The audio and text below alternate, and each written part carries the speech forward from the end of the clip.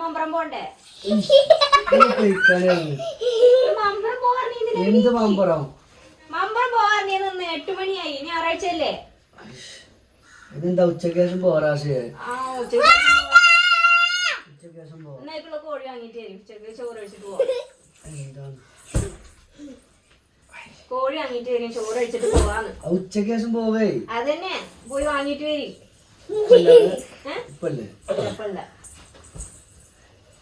അതെന്താ മേത്ത് വെള്ളാക്കി? ഉച്ചക്ക് പോട്ടോ. ഉച്ചക്ക് ശേഷം പോവാ. ചോറ് കഴിച്ചിട്ട് പോവാ. ഞാൻ ഉറങ്ങണ്ട, പോയി കോഴി വാങ്ങിട്ട് വരും.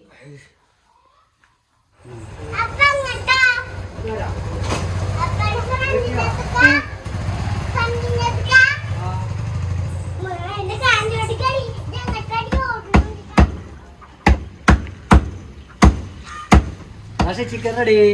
നേരെ എത്ര ആൾക്കാർക്ക്? 11 മണിയായി. നിങ്ങളവിടെ ക്യാരം ബോർഡ് കളിച്ചിരിക്കുന്നു. ഞാൻ ക്യാരം ബോർഡ് കളിച്ചു. ഇതൊക്കെ ഉണ്ടാക്കിട്ട് എപ്പോഴാ പോവാ? എന്താ പ്രശ്നം? എന്താ സമയം ഒരുപാടായി. അത് തന്നെ ഒരു ബേജാറും വേണ്ട. ഫസ്ബിന്റെ ചിക്കൻ കറി പേസ്റ്റ് ഇല്ല അവിടെ, അതുണ്ട്. അത് എടുത്തിട്ടുണ്ടാക്കും. വെറും 10 മിനിറ്റ് മതി. തേങ്ങ അരച്ച് വെച്ച് മാറിണ്ടാകും. നടക്കണ്ട, ഞാൻ കാണിച്ചത്. ഇതാണ് ഞാൻ പറഞ്ഞ ഫസ്ബിന്റെ ചിക്കൻ കറി പേസ്റ്റ് ഇട്ടോ. ഇത് ചിക്കൻ കറി വെക്കാനുള്ളതുണ്ട്, ബീഫ് കറി വെക്കാനുള്ളതുണ്ട്, കടലക്കറി വെക്കാനുള്ളതുണ്ട്, സാമ്പാർ വെക്കാനുള്ള കറി പേസ്റ്റ് വരെ ഇവിടെ ഇന്നിപ്പോൾ ഈ ഫസ്ബിന്റെ കൂടെ ഉണ്ട്. എല്ലാ ഷോപ്പുകളിലും ഇന്നിപ്പോൾ ഇത് അവൈലബിൾ ആണ്.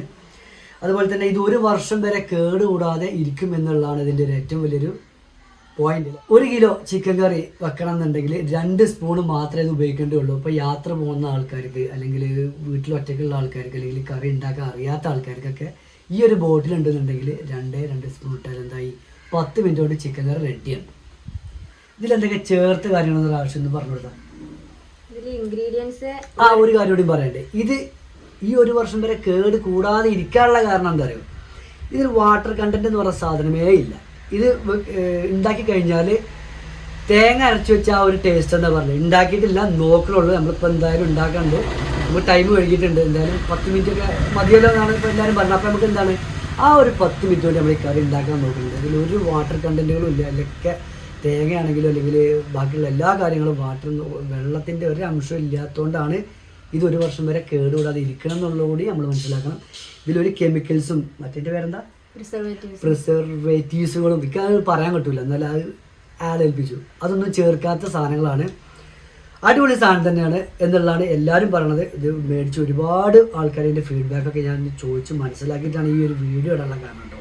ഇനി എന്തായാലും നമുക്ക് ഉണ്ടാക്കിയിട്ട് വീട്ടുകാരോട് ചോദിച്ചു നോക്കാം അത് എങ്ങനെയുണ്ടെന്നുള്ളത്. Ingredients: virgin coconut oil, garlic, small onion, ginger, green chilli, curry leaves, coriander, turmeric, red chilli, പിന്നെ സാൾട്ട്, ക്യുമിൻ, ഫെനൽ, എല്ലാതും അടങ്ങിയൊരു പേസ്റ്റാണിത്. അതുകൊണ്ട് നമുക്ക് ഇതൊന്നും ആഡ് ചെയ്യേണ്ട ആവശ്യമില്ല കുക്ക് ചെയ്യുമ്പോൾ.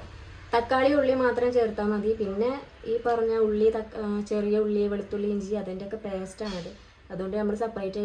അതെ, അപ്പൊ അതിന്റെ ഒന്നും ആവശ്യം വരുന്നില്ല.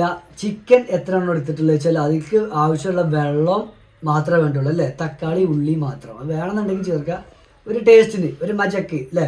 3 ടേബിൾ സ്പൂൺ ആണ് ഇതിൽ എഴുതിയിരിക്കുന്നത് 1 കിലോ ചിക്കൻ. അപ്പൊ ചട്ടി ചൂടാക്കി എന്നിട്ട് അതിൽ ഉള്ളി ഇട്ടിട്ട് ഉള്ളി വാട്ടുക അല്ലേ?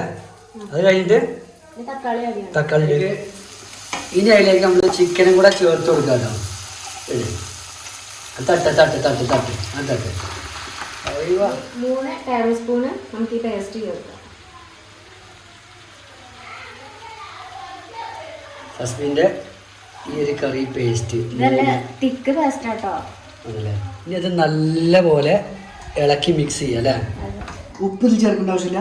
ഉപ്പ് ഇതിലുണ്ടെന്ന് അവർ പറഞ്ഞിട്ടുണ്ടല്ലേ. ഇനി ലാസ്റ്റ് വേണമെങ്കിൽ ഉപ്പ് ഇട്ട് കൊടുക്കല്ലേ വേണമെങ്കിൽ.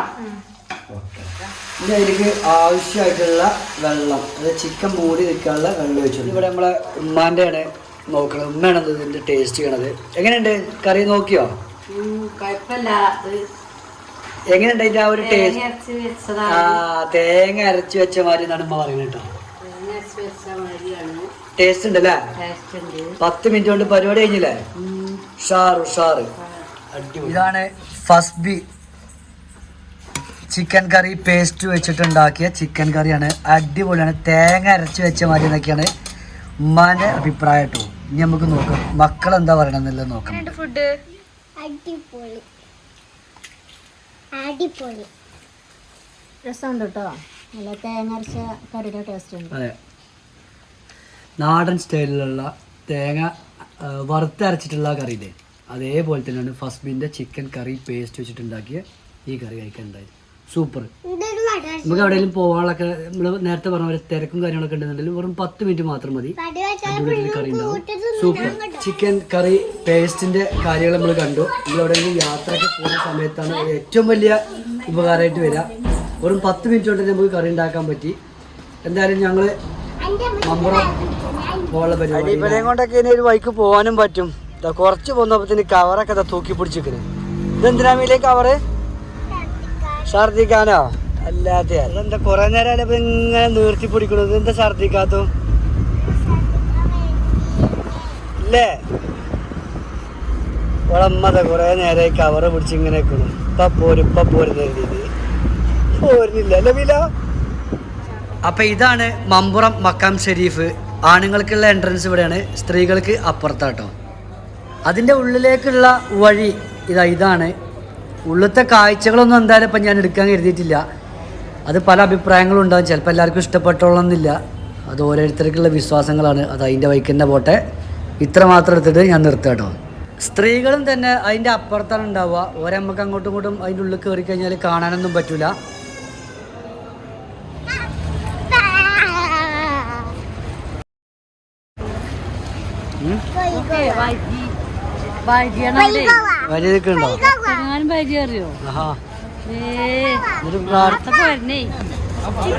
ഏറ്റവും കൂടുതൽ ഈ മമ്പുറത്തേക്ക് വരുന്നത് ഇതിനാണ് അല്ലേ, സാധനങ്ങൾ വാങ്ങാന്നുള്ള ഉദ്ദേശം. എന്താ എൻ്റെ പേര്? അൻഫസോ. വീട് ഇവിടെ തന്നെ എന്തൊക്കെടാ ക്ലിയർ അല്ലേ? ഈ മിഠായിന്റെ പ്രത്യേകത എന്താടാ? ഈ വെള്ള മിഠായി പറ, അതിന്റെ പ്രത്യേകത ഇജ്ജ് പറയണം. എന്നിട്ട് മതി ബാക്കി കാര്യങ്ങൾ പറയണ്ടേ. ഇജ്ജ് പറഞ്ഞാൽ മതി, ഓനോട് ചോദിക്കണ്ട. ഇജ്ജ് പറ എന്താ അതിന്റെ പ്രത്യേകത? ഇജ്ജ് പറ.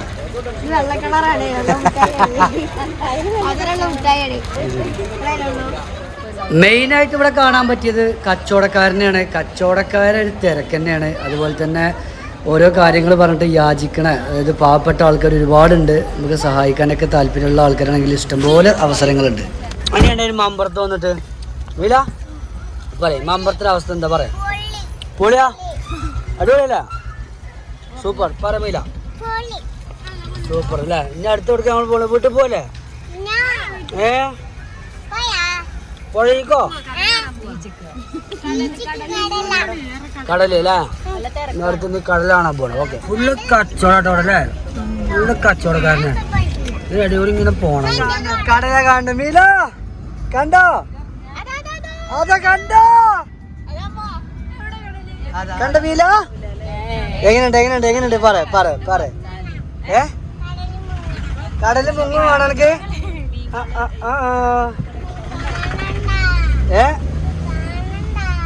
കടല് കാണണ്ടേ? മുങ്ങണം. കണ്ടാ പോരാ, മുങ്ങണം എന്നാ പറഞ്ഞു കേട്ടോ.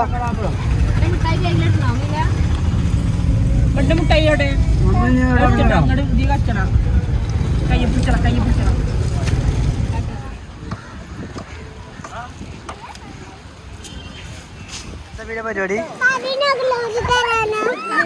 റഷ്മ ഊരി കൊടുക്കടി എന്റെ കുട്ടിക്ക്. കടലിൽ ചാടാനാ? ഇങ്ങോട്ട് തിരിച്ചു പോരോ? പറഞ്ഞിട്ട് പോ. പുഴയിലല്ല, കടല്.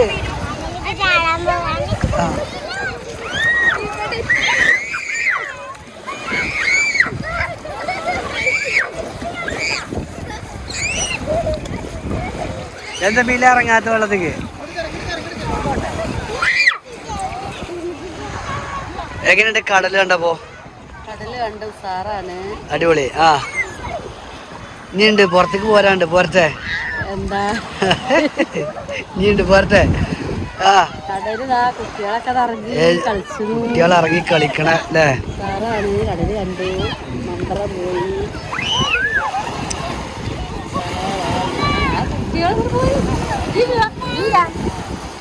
ഇഷ്ടം പോലെ ആൾക്കാരുണ്ട് എന്തായാലും അല്ലേ? കുറേ ആൾക്കാരുണ്ട് എന്തായാലും അല്ലേ? ഏനെ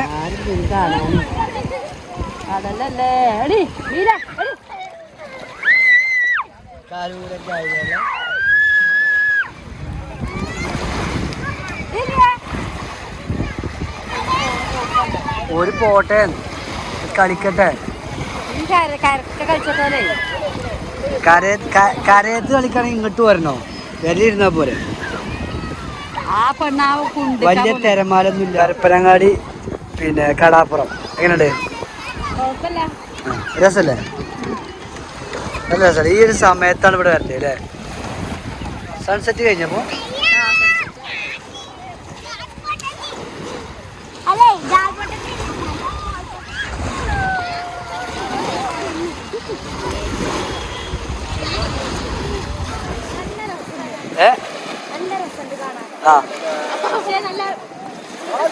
ഏനെ സ്മെല്ല് ഇഷ്ടപ്പെട്ടില്ല. എന്താ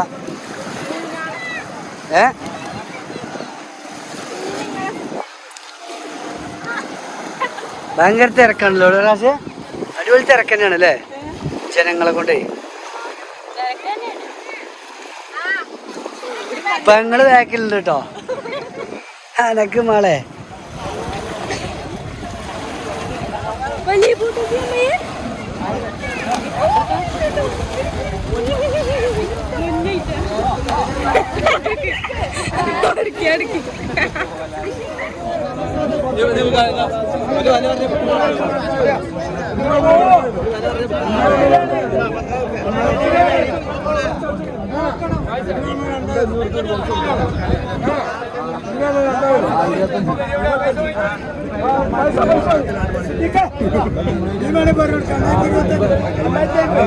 എന്തായാലും പരപ്പനങ്ങാടിനോട് നമ്മൾ വിട പറയാൻ കേട്ടോ.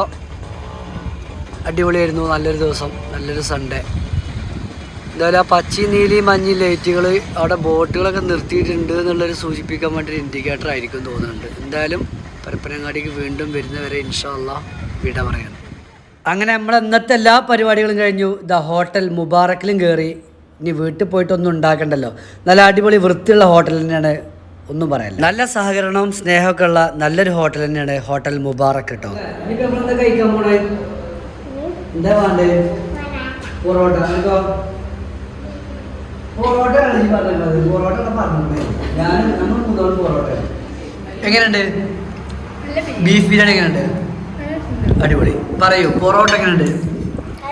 സൂപ്പർ. റാഷിയ കറക്റ്റ് ആയിട്ട് ഇത് പറഞ്ഞോ, എങ്ങനെയുണ്ട്? അടിപൊളിയില്ലേ? പറയൂ. ബീഫ് ബിരിയാണി ഉഷാറല്ലേ? അടിപൊളി. എടാ നിങ്ങളെ ഹോട്ടലിൻ്റെ പേരെന്താ? മുബാറക്ക് അല്ലേ? അടിപൊളി. ഞാൻ എന്തായാലും പൊറോട്ടയും ബീഫോട്ടോ എടുത്തിട്ടുള്ളത്. അടിപൊളിയാണ്. ബീഫൊക്കെ ഒരു രക്ഷയില്ലാത്ത ബീഫ് തന്നെയാണ്. സൂപ്പർ.